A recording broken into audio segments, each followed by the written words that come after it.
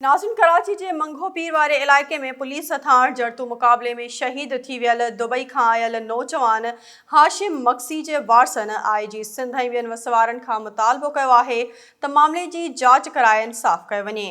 उन हवाले से ॾिसूं था कराची में SS न्यूज़ के ब्यूरो चीफ नबी बख्श ख़ासख़ैली जी हीअ रिपोर्ट।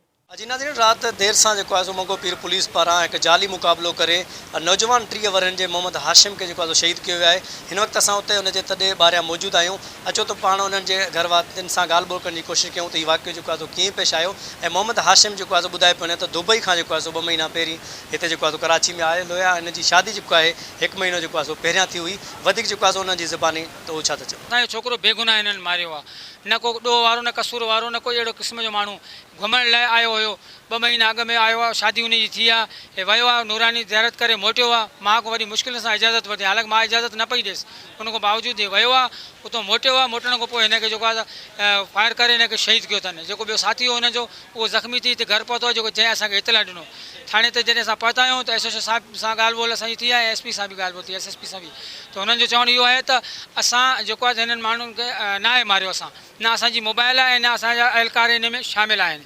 हे जेके आहिनि AVLC वारा आहिनि, उन्हनि जो कमु आहे। म्हणजे उहो कमु तहक़ीक़ात करणु तव्हांजो आहे, तव्हांजो एरियो आहे। छो जो ज़िम्मेदारी तुंहिंजी आहे, रिस्पॉन्सिबिलिटी तुंहिंजी आहे। छो जो तूं SHO आहे इन इलाके जो, तूं इंचार्ज आहे, सभु अथॉरिटी तुंहिंजे हथ में आहे। 10 बजे का टाइम था, ये आया हुआ है। इसको तकरीबन 2 महीने हो गए। 2 महीनों में इसके तकरीबन 1.5 महीना हो गया इसकी शादी को।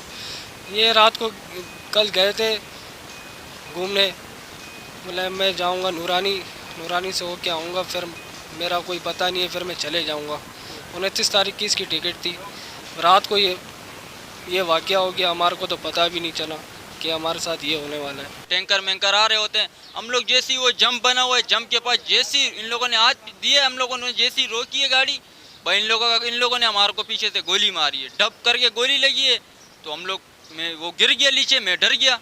मैंने बोला अल्लाह नहीं करे मेरे को भी पकड़ ले, मार दे, पिस्टल एक डाल दे। इनके लिए तो आम है पिस्टल, ऐसे उठा के डाल देंगे, बोलेंगे भाई चोरी कर रहा था, डकैती कर रहा था, मार दिया।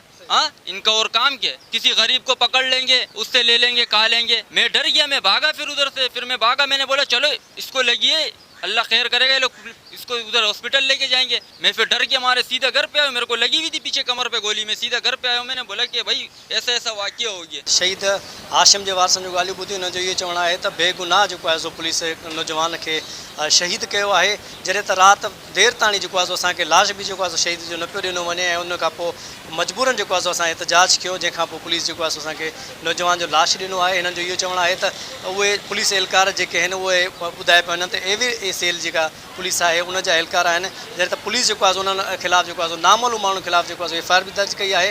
हिन जो इहो चवणु आहे त जेके बि हिन में एहलकार जेके मुलवस आहिनि उन्हनि ख़िलाफ़ु कानूनी कार्रवाई करे असांखे इंसाफ़ फ़राहम कयो वञे। कैमरामैन टीम सां गॾु नबी बख्श ख़ासख़ैली SS न्यूज़ कराची।